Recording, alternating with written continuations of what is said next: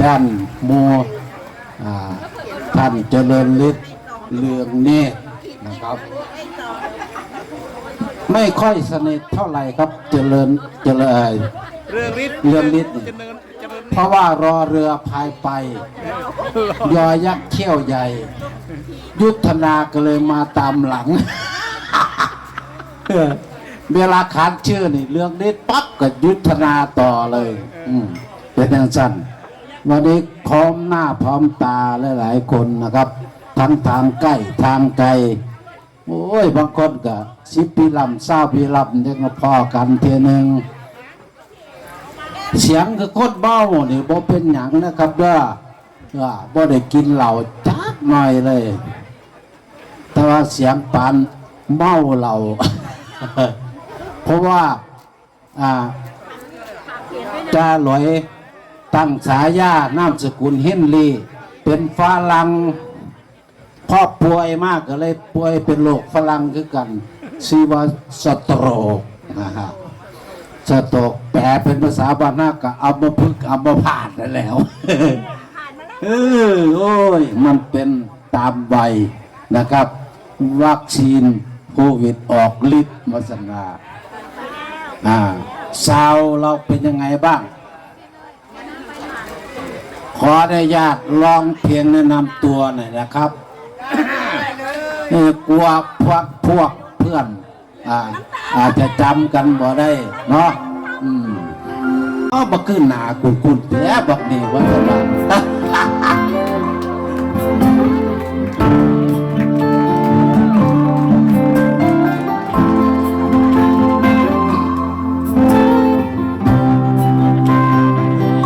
ขึ้นมาเป็นบริการนี่ดูดิ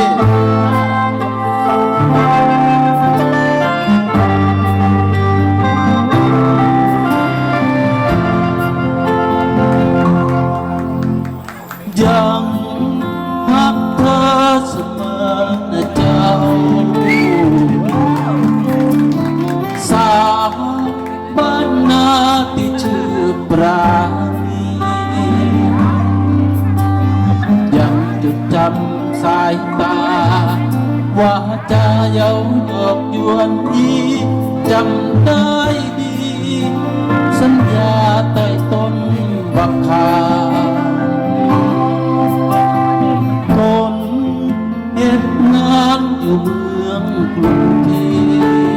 พเจ็บหัวใจคือคอนตอกน้ำย่านหนุ่มกรูบ้านดอนเอาเงินมาอ้อนมาอ้ำขึ้นลำย่านใจพระนีเปลี่ยนแปลงฝากเพลงลอยลงไปจากใจอดีตทอดปราณีพักนี้เจ้าอย่าเพิ่งเดินคอยอ้ายแน่บอกเกินหน้าแล้วสัญญาสิมาขอแต่งจงแพงแก้มแดงให้ยังรักเธอเสมอนะเจ้าเอาน้องขึ้นมาหน่อยลูกสาวบ้านนาที่ชื่อปราณีฝากบทเพลงนี้ดังจงฟังตั้งใจให้ดีสงกรานต์นี้สัญญาอายมาเด้อนอ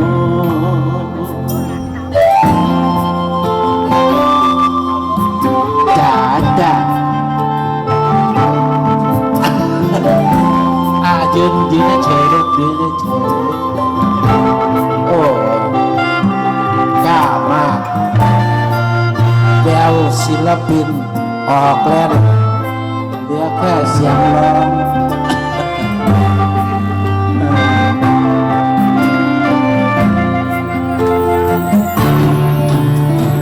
ยัง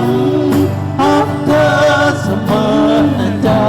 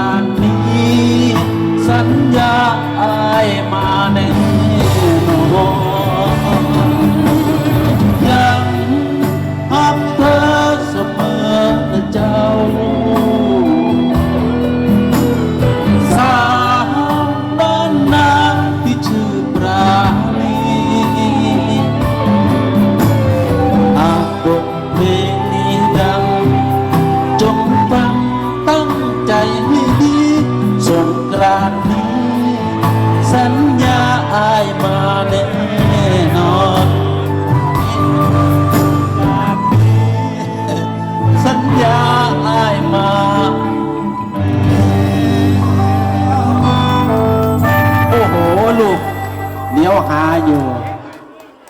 จำได้นิดหน่อยไหมเอาลองดูยังหาเธอเสมอนะเจ้าสาวบ้านนาที่ชื่อปราณีเยี่ยมไปถ่ายรูปน้ำการเป็นว่าผู้ใดเนี่ยโมโหจากก็จะได้โอ้ยเดี๋ยวไปเบิ่งใน YouTube มาลูกว่าฝึกร้องให้เก่งเอาเพลงปานี้ก็ได้หรือจะเอาเพลงน้ำตาบะแดงก็ได้ไปฝึกอยากเจออาจารย์สลาไหมอยากเจอครับนั่นล่ะเอาเพลงของพ่อเลยไปร้องดีมากมีลูกคอด้วยนี่บ่ธรรมดาเลยลูกคอบริการแบบนี้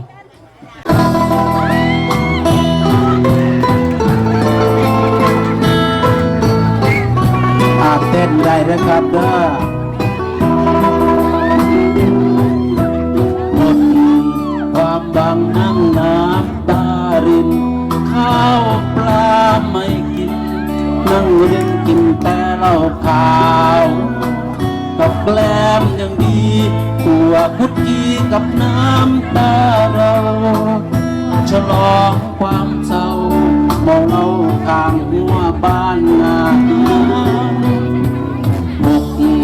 ชอบช้ำน้ำตาหมดแดงเดินคำแดงแก้มแดงสิเข้าปากหวานกับลูกเศรษฐีดีกรีหนุ่มธนา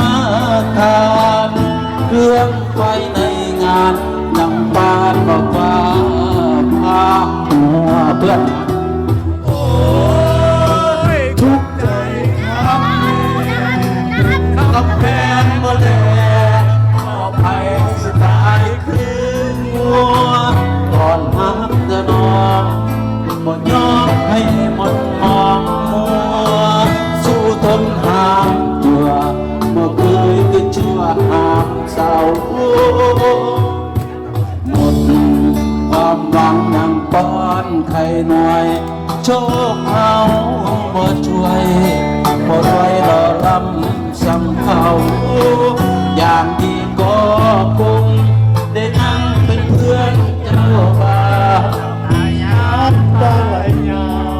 โอ้เฮาตกแค่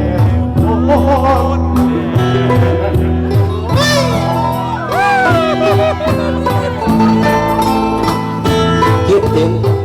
อดีตเล่นอาหารน้ำกันนะฮะ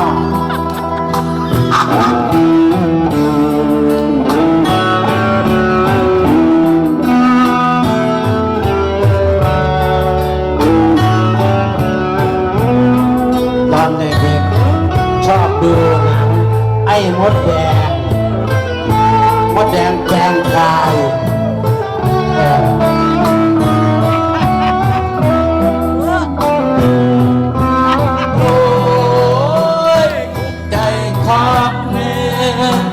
คำแพงวันแล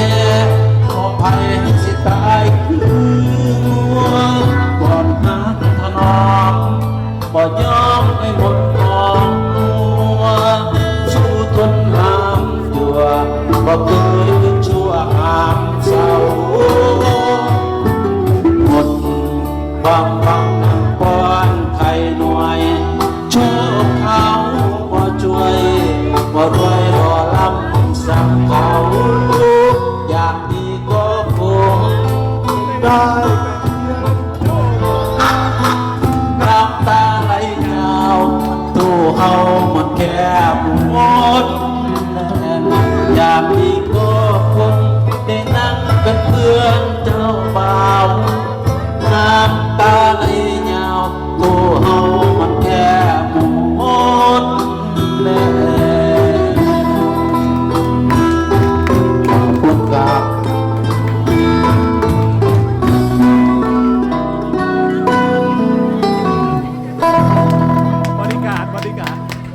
บริการเป็นไงเพราะไหมพอครับไม่ธรรมดา